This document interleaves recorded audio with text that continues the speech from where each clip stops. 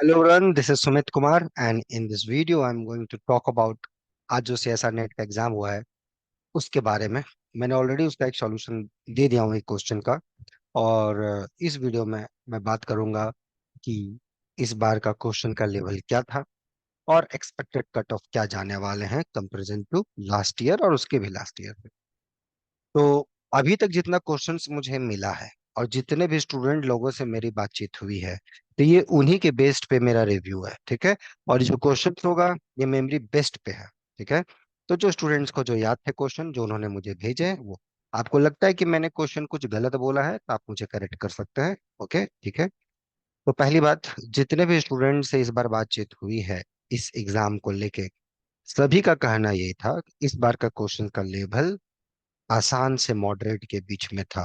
Pure mathematics का question, it's not like कि बहुत सोचना पड़ रहा था।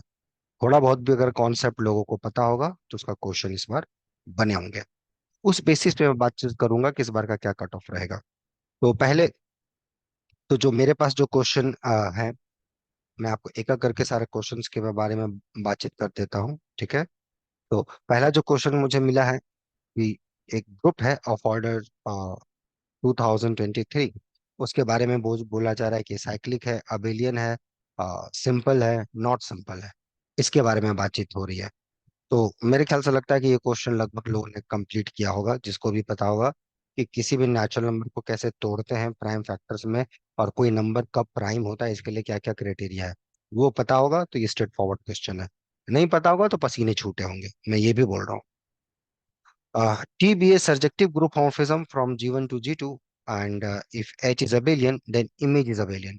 मतलब एक G1 से G2 के बीच में ग्रुप होमोमॉर्फिज्म है, और उस पे बोला जा रहा है कि क्या सब ग्रुप का इमेज सब ग्रुप होगा, साइक्लिक ग्रुप का इमेज साइक्लिक सब ग्रुप होगा, और फिर है नॉर्मल का इमेज नॉर्मल होगा, अबेलियन का इमेज अबेलियन होगा। ये चार ऑप्शंस। मतलब अगर कोई ग्रुप होमोमॉर्फिज्म है, then what you can say, if you if your group is abelian, does it imply its image abelian? Group cyclic, does it imply image cyclic? और अगर सब ग्रुप है तो क्या उसका इमेज सब ग्रुप होगा? और अगर कोई आपके पास नॉर्मल सब ग्रुप है तो क्या उसका इमेज नॉर्मल सब ग्रुप होगा? मतलब इससे कोई स्ट्रेट फॉरवर्ड क्वेश्चन हो ही नहीं सकता। तो मेरे ख्याल से लगता है कि ग्रुप थ्योरी का क्वेश्चन इस बार, ये दो क्वेश्चन देख के तो ऐसा लग रहा है कि मतलब मजाक ही कर दिया इस बार, बहुत ही मजाक बना दिया। उसके बाद number of element satisfying the equation X square equal to 1 in the ring Z105। कितने एलिमेंट्स होंगे तो सेटिस्फाई करेंगे X square equal to 1 in the ring Z105। तो किसी रिंग में कितने इन्वोल्यूटरी एलिमेंट्स होते हैं उसके बारे में बातचीत कर रही होती है। इनफैक्ट जेडन में इसके लिए बकायदा एक अच्छा सा स्टेटमेंट है, और लगभग लोगों ने फिर पूछा है कि कौन सा निम्नलिखित में आइडियल है। जेड एक्स का ideal generated by 2 and x square plus 1, ideal generated by 3 x square plus x plus 1, ideal generated by 2 and x square plus x plus 1, ideal generated by 3 and x square plus 1। ये भी मेरे ख्याल से लगता है question में एक simple सा एक रिंग जेड एक्स का जो एक प्राइम और एक पॉलिनोमियल से जनरेट हो रहा है, वो कब मैक्सिमल होगा। आपको मैक्सिमल की इक्विवेलेंट कंडीशंस पता है कि एक आइडियल मैक्सिमल आइडियल इन सीआरयू कब होता है। Apply that, apply third isomorphism theorem, will get the answer. Simple, बहुत ही आसान। इस बार एब्स्ट्रैक्ट अलजेब्रा का क्वेश्चन, जो चार क्वेश्चन मैंने पढ़ा जो स्टूडेंट ने मुझे भेजे हैं, एक तो देखो, अभी ये मैं जो वीडियो रिकॉर्ड कर रहा हूँ अभी मेरे ख्याल से नाइट ही है, और इसमें बहुत लोग ट्रैवल कर रहे हैं स्टूडेंट। तो जिनको जो याद था उन्होंने ये भेजा है। अभी तक चार क्वेश्चन मुझे करेक्ट मिले, और भी भेजे हैं लेकिन उसमें डायलेमा है। किसी का कुछ ऑप्शन है, किसी का कुछ ऑप्शन है। तो जब तक वो करेक्ट क्वेश्चन नहीं मुझे मिलता तो मैं उसका सही उत्तर आपको कैसे बता सकता हूँ। तो ये सब जो क्वेश्चन है इसको क्रॉस चेक करने के बाद ये सारी चीजें हुई। तो इस बार एब्स्ट्रैक्ट अलजेब्रा का क्वेश्चन बहुत ही आसान, आसान भी नहीं मैं बोलूं बहुत ही आसान। अगर थ्योरी आपने पढ़ा होगा तो, नहीं पढ़ा होगा तो फिर आसान टफ क्या, जब वो बात ही अलग हो गई। फिर एक क्वेश्चन है कि अच्छा, एक अब कॉम्प्लेक्स बात है। एक कॉम्प्लेक्स का क्वेश्चन है कि इंटीग्रल दे रखा है आपको, मॉड जेड इक्वल टू 1 है शायद, जो इंटीग्रांड में है 1/z² e⁻z minus e⁻z dz, इसका integration. Simple straight forward question, ठीक है। एफ जेड अगर कोई इंटायर फंक्शन है तो निम्नलिखित में कौन सा इंटायर होगा। मैंने इसका प्रूफ अभी दिया था। F Z bar, F Z F जो आर्गुमेंट है वो Z bar, F Z bar का होल बार, और just F Z plus F Z bar ये। फिर पूछा जा रहा है which of the following is the class equation of group of order 10। 10 order का अगर कोई ग्रुप है तो उसका क्लास इक्वेशन का क्या क्या पॉसिबिलिटी हो सकता है। 10 को आपने लिखा 1 + 1 + ऐसा करके, 10 को लिखा 1 + 1, 2 + 2 + 2 करके। बाकी लोगों ने ऑप्शन शायद लिखे नहीं। बहुत ही आसान क्वेश्चन है, मतलब मैं क्या बोलूं, ग्रुप का क्वेश्चन से लग रहा है इस बार कैसे सेट किया गया, मैं खुद शौक में हूँ। इतना आसान paper. Which of the following is uniform continuous over this interval open interval 0 1। कौन सा फंक्शन यूनिफॉर्म कंटिन्यूअस है? sin 1/x, e⁻x cos 1/x, e⁻−1/x²। और फोर्थ ऑप्शन है cos x cos π/x। Straight forward question, मतलब कुछ बोलने लायक ही नहीं है। एक ओपन इंटरवल 0 1 में एक कंटिन्यूअस फंक्शन यूनिफॉर्म कब होता है? कंडीशन लगाइए, आंसर लीजिए और ऐश कीजिए। फिर क्वेश्चन है, एक सीक्वेंस दे रखा है an -1 to the power n√n+1 - n। पूछा जा रहा है कि ये सीरीज कन्वर्जेंट है, डाइवर्जेंट है, एब्सोल्युटली कन्वर्जेंट है, कंडीशनली कन्वर्जेंट है। वो भी देखिए सीक्वेंस क्या है, -1 to the power n root bracket में √n+1 - √n। रैशनलाइज कीजिए, आंसर लीजिए। बहुत ही आसान क्वेश्चन, बहुत ही। अब जब मैं बहुत बात कर रहा हूं तो मैं ये मान के चल रहा हूँ कि आपने 6 7 महीने अच्छे से पढ़ाई करी होगी, उस सेंस में मैं आसान बोल रहा हूँ। ये 2 दिन की पढ़ाई वाली मैं नहीं बात कर रहा कि आप 1 महीना 2 महीना पहले जगे, फिर आपने मेहनत करी तो ये बहुत आसान है। नहीं भाई, तो वो आसान नहीं है। जिसने 6 महीने भी ईमानदारी से मेहनत किया होगा और जो टीचर ने बताया उसको अगर ढंग से समझा होगा, उस बेसिस पे मैं बातचीत कर रहा हूँ कि ये बहुत आसान क्वेश्चन है। ओके। अब जो लोगों से अभी तक जो मैंने पढ़ा है, दिक्कत हो गया एग्जाम में, आप होता है कभी कभी आप सही जानते हुए भी आंसर नहीं दे पाते। अगर ऐसा हाल हुआ है और मैं जब आसान बोल रहा हूँ, आपसे किसी कारण एग्जाम में क्वेश्चन नहीं बने, तो अपने आप को थोड़ा सा ह्यूमिलेट मत करो। मेरा मेरा ही मानना है। इसके बनिस्पत आप ये देखो कि आप एग्जाम्स, ये जो आपका एग्जाम था इसको आप अच्छा कैसे कर सकते थे, मतलब कैसे आप इस एग्जाम्स को आप अच्छा कर सकते थे। ये आपको ध्यान देना है, ये नहीं कि ये एग्जाम खराब गया, सर बहुत आसान बोल रहे हैं, मेरे से नहीं बना तो मैं बहुत थर्ड क्लास का स्टूडेंट हूँ, मेरे से कुछ नहीं होगा लाइफ में। ऐसा बिल्कुल नहीं है, ठीक है। अच्छा जाना चाहिए था जिस टाइप का ये क्वेश्चन है। मैं और पढ़ता हूँ, ठीक है। पहले क्वेश्चन देख लेता हूँ, उसके बाद मैं आपको अपना हॉनेस्ट रिव्यू दे दूंगा। Residue of F Z e⁻z + 1/z, इसका रेसिड्यू क्या होगा? बहुत ही आसान, ठीक है। अब नेक्स्ट क्वेश्चन है कि एफ आर से आर के बीच में है, एफ एक्स डिफाइन कर रखा है sin π/x, x not equal to 0 0 पर 0। तो बोल रहा है then on which of the following sets the F continuous, if F को हम रिस्ट्रिक्ट करें उस सेट्स में। तो आर से आर के बीच में एक फंक्शन है और नॉन जीरो पे sin π/x है और 0 पर 0 है। तो -1 से 1, ओपन इंटरवल 0 से 1, singleton set 0, union set 1/n, और फिर सेट 1/2n। इस पे अगर मैं फंक्शन को रेस्ट्रिक्ट करूं तो क्या यहाँ पे कंटिन्यूस होगा? Just use the definition of continuity. जो डेफिनेशन आपको पता है, either epsilon delta sequential criteria, जो भी, use that, get the answer. Simple, बहुत इजी क्वेश्चन, मतलब कुछ सोचने की जरूरत ही यहाँ नहीं है। एक क्वेश्चन और देखिए, भी equal to collection of all polynomials of real coefficient of degree at most 10, और टी को डेरिवेटिव मैप है वी से वी के बीच में। तो पूछा जा रहा है कौन सा सही होगा, रैंक ऑफ टी कितना होगा, rank of T, trace of T, determinant of T, ये क्वेश्चन है। तो collection of all polynomials of degree at most 10 से उसके बीच में एक लीनियर ऑपरेटर है जो डेरिवेट डिफरेंशियल ऑपरेटर जिसको आप बोलते हैं वो है, और उसके बेसिस पे आपको पूछा जा रहा है कि उसका रैंक क्या होगा, ट्रेस क्या होगा। तो आई होप डेरिवेटिव ऑपरेटर क्या होता है, वो निलपोटेंट होता है। उसका रैंक जो साइज बनेगा 11 × 11, वो उसका होता है, तो उसका रैंक 10 आएगा। मतलब मैं आंसर क्यों बोल रहा हूँ ये आपको सोचना चाहिए, ठीक है। तो ये भी क्वेश्चन उसी लेवल का है। फिर एक क्वेश्चन इसी टाइप का है, collection of all polynomials of degree at most 10। W1 दे दिया है, collection of all polynomials of degree at most 5। W2 दे दिया है, sum of coefficient is 0। Then W is the smallest subspace of V containing W1 and W2.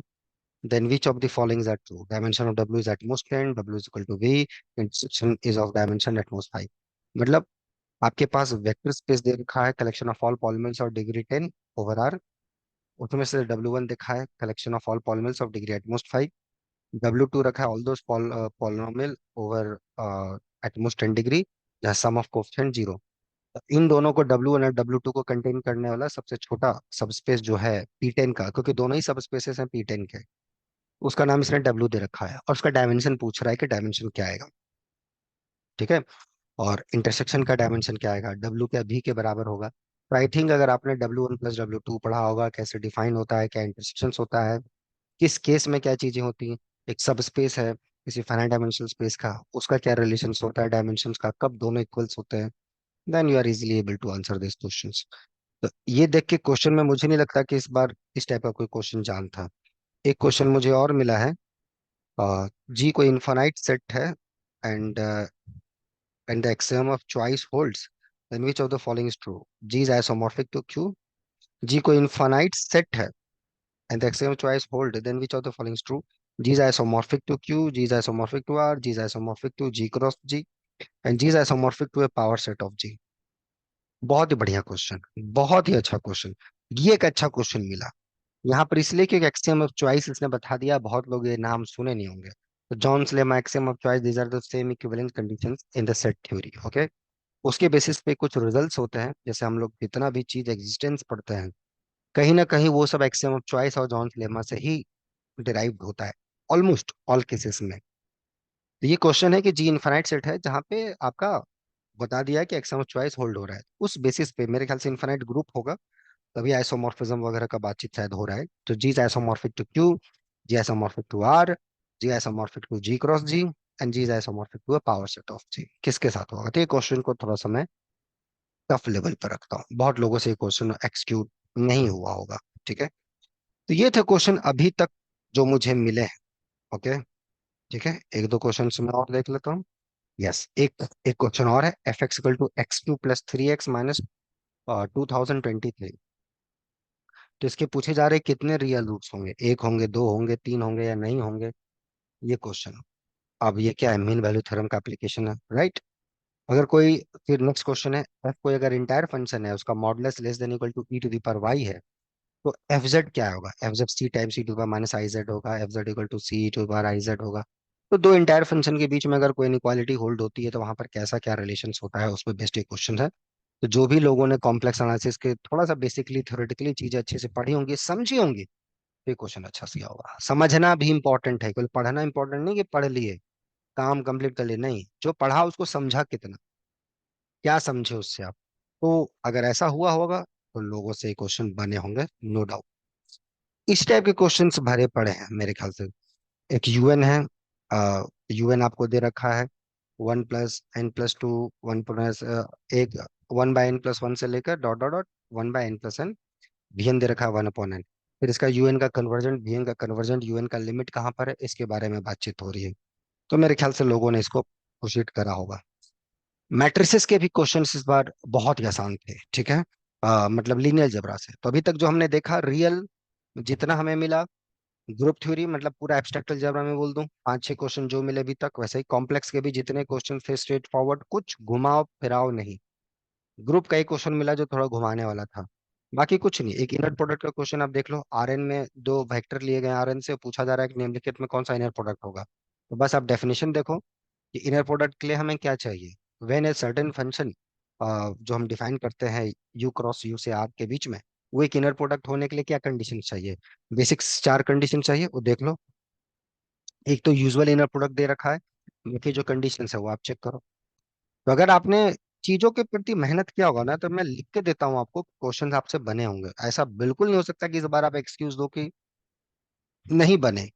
वो कभी exceptional हो जाता है कि आदमी एग्जाम में भूल जाता है, दिमाग ब्लैंक हो जाता है, कुछ चीजें हो जाती हैं, रिकॉल हो जाती है पास्ट की आपके साथ जो बैड थिंग कुछ भी, वो एक्सेप्शनल है, वैसा 100 में एक दो बच्चों के साथ होता है, बट 99% लोग ऐसा नहीं करते। तो इस हिसाब से आप एक्सक्यूज इस बार नहीं दे सकते कि क्वेश्चन बहुत टफ था, ये था वो था। क्वेश्चन इस बार बहुत ही आसान था।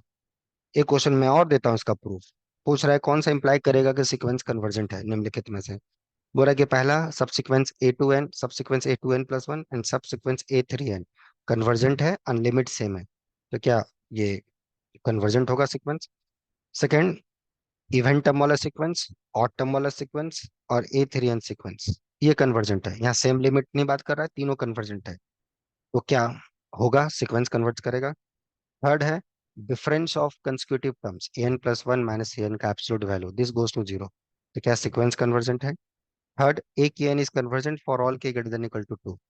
ए K N convergent for all K greater than equal to two, मतलब 2n, 3n, 4n, 5n, 6n, सब सब के सब ये सब सीक्वेंस कन्वर्जेंट है। तो क्या सीक्वेंस कन्वर्जेंट हो?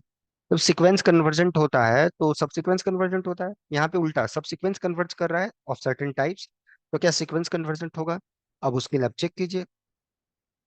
आपको पता होगा कि ऑड टर्म इवेंट टर्म का सब सीक्वेंस अगर कन्वर्जेंट है तो वहां से कैसे रिलेशंस लाते हैं, उससे कैसे बातचीत होती है। तो ऑफ कोर्स आप लोगों ने इस प्रॉब्लम को एक्सक्लूड करा होगा, और मुझे लगता है कि लोगों ने इससे बनाए होंगे क्वेश्चंस। ठीक है, तो ये क्वेश्चंस तो मैं बहुत आसान नहीं रख सकता। थर्ड ऑप्शन थोड़ा, फोर्थ ऑप्शन थोड़ा अच्छा ऑप्शन है, तो मैं इसको मॉडरेट लेवल पर रखता हूँ। बाकी तो मेरे ख्याल से लोगों ने क्वेश्चन बनाए होंगे। ठीक है, तो अभी तक का जो क्वेश्चंस मुझे मिला, इस बेसिस पे मैं बोल सकता हूँ एक क्वेश्चन को छोड़ के बाकी क्वेश्चंस में कुछ खास नहीं लगा ऐसा कि आप कुछ बहुत ज्यादा सोच सकते हैं। एक क्वेश्चन है, V is R vector space of polynomials in two variable of degree at most L. V is a vector space of polynomials in two variable of degree at most L, then dimension of V is equal to L plus 1, L into L plus 1, L into L plus 1 by 2, fourth option L plus 1 into L plus 2 by 2। ये है option.